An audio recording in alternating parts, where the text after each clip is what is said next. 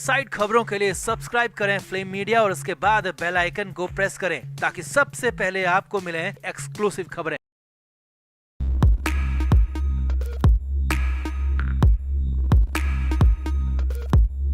Nawab Malik finally Maharashtra विधानसभा नहीं पहुंच पाए। राज्यसभा चुनाव के लिए वोट कर नहीं पाए क्योंकि मलिक को कोर्ट से राहत नहीं मिली। एक दिन क्या, एक घंटे के लिए भी कोर्ट ने छोड़ा नहीं और एक बार नहीं बल्कि तीन बार झटका लगा। लेकिन अब असल वजह भी सामने आ रही है। हालात ये हैं कि कोर्ट में सुनवाई के दौरान बहुत कुछ हुआ जिसके बाद सवाल उठने लगा है कि क्या वाकई नवाब मलिक फरार हो जाते? क्या कोर्ट को भी डर लग गया था? तो क्या हुआ कोर्ट में? मलिक को बाहर नहीं जाने देने की असल वजह क्या है? सब कुछ आपको दिखाते हैं, बताते हैं। आप इस वीडियो को शेयर करें और कमेंट करके अपनी राय जरूर दें।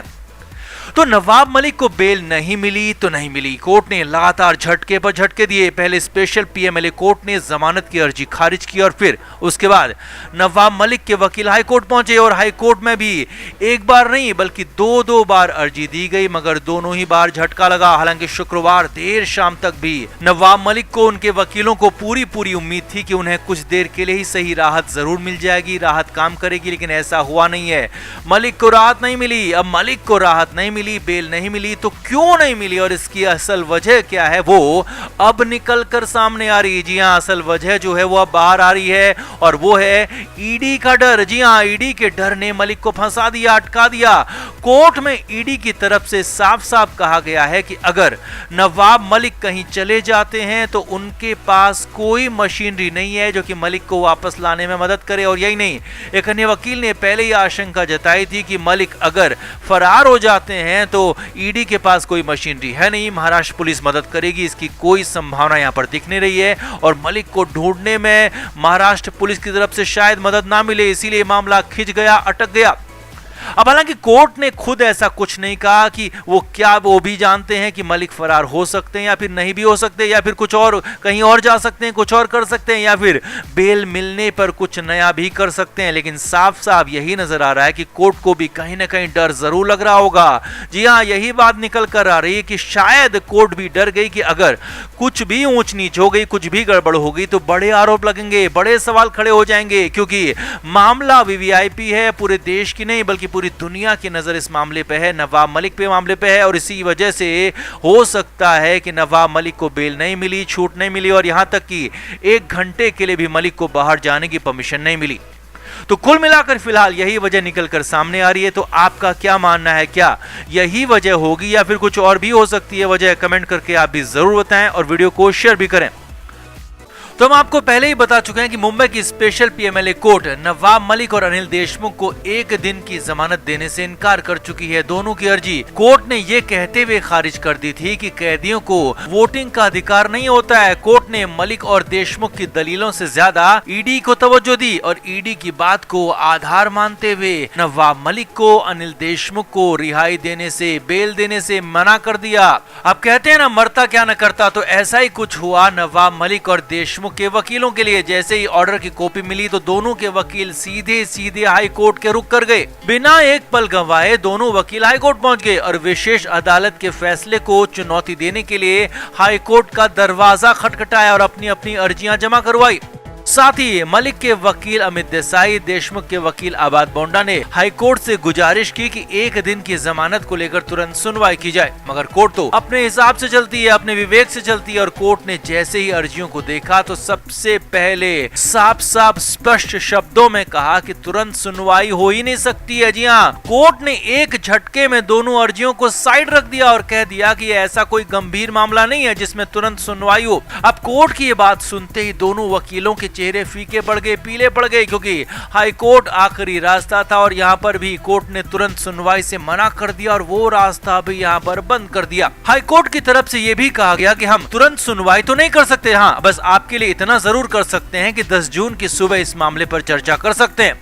न्यूज एजेंसी हिंदी एनआई के मुताबिक महाराष्ट्र के पूर्व गृह मंत्री अनिल देशमुख और राज्य सरकार के मंत्री नवाब मलिक ने बॉम्बे हाईकोर्ट में विशेष अदालत के आदेश को चुनौती दी और राज्यसभा चुनाव में वोटिंग की इजाजत मांगी, मगर एचसी ने 9 जून को तत्काल सुनवाई से इनकार कर दिया। लेकिन 10 जून की सुबह सुनवाई होने की अब संभावना जताई जा रही है। तो लीगल मामलों के स्पेशलिस्ट तो यहाँ तक कहते हैं कि अनिल देशमुख और नवाब मलिक के वकीलों का ये पैंतरा, ये काम कहीं भी काम करने वाला नहीं है, क्योंकि अब हाईकोर्ट जब तक फैसला सुनाएगी तब तक वोटिंग हो चुकी होगी और संभावना फिलहाल दिख नहीं रही है कि वोटिंग से पहले इन्हें कोई राहत मिल पाए।